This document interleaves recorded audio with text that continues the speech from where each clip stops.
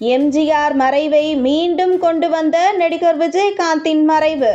தன்னிகர் இல்லாத தனது நடிப்பினாலும் யதார்த்தம் நிறைந்த தனது பேச்சினாலும் எத்தனையோ லட்சக்கணக்கான உள்ளங்களை கொள்ளை கொண்ட நடிகர் விஜயகாந்த் இன்று இல்லை என்பதை அவரது ரசிகர்களால் எந்த வகையிலும் தாங்கிக் கொள்ள முடியவில்லை. அசாத்தியமான நடிப்பு, வாஞ்சையான பண்பு, இடிமுழக்கம் போல அரசியல் பேச்சு என தமிழக மக்கள் மனதில் தனக்கென ஒரு கோட்டையை நடிகர் விஜயகாந்த் உருவாக்கி வைத்திருக்கிறார் என்றால் அதில் மாற்று கருத்துகள் இல்லை. எம்ஜிஆர் உயிரிழந்த போது தமிழகத்தின் பல்வேறு பகுதிகளில் உள்ள பட்டி தொட்டிகளில் பொதுமக்கள் ஒன்று கூடி தங்களது ஆதங்கத்தை வெளிப்படுத்தும் வகையில் பாடை கட்டி அதில் உயிரிழந்தது போல் பொம்மையை வைத்து ஒப்பாரி வைத்து அழுதனர். அதேபோல் திருச்சி மாவட்டம் மண்ணச்சநல்லூர் தொகுதிக்குட்பட்ட நொச்சியம் அருகே உள்ள குமரக்குடி கிராமத்தில் நூற்றுக்கணக்கான மக்கள் ஒன்று கூடி விஜயகாந்தின் உருவ பொம்மையை பாடையில் வைத்து ஊர் சுற்றி வந்தனர்.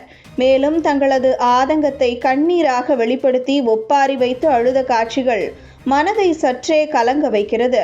தேமுதிக முன்னாள் மாவட்ட பிரதிநிதி KN சிவாஜி ரமணா, இளைஞர் நற்பணி மன்ற தலைவர் பிரபு, பூந்தோட்ட காவல்காரன் ரசிகர் நற்பணி மன்ற உறுப்பினர் மகேஷ், சிவகுமார், ராஜா, வினோத், கோபி, விஜயகுமார், ராஜா மாணிக்கம், பரமசிவம், கலைகரசன் ஆகியோர் ஏற்பாட்டில் இந்த கண்ணீர் அஞ்சலி நிகழ்வு நடைபெற்றது. பிரபு என்பவர் விஜயகாந்துக்கு மொட்டை அடித்து ஈமச்சடங்கு செய்தார்.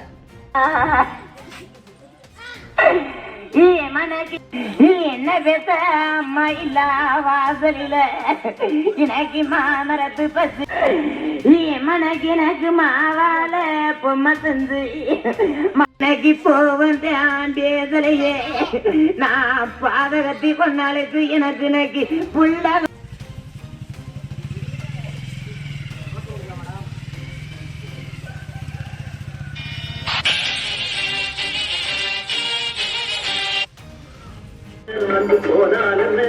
மாறாது மாறாது ஆரம்பித்தார் தொட்டிலே இருந்தாலும்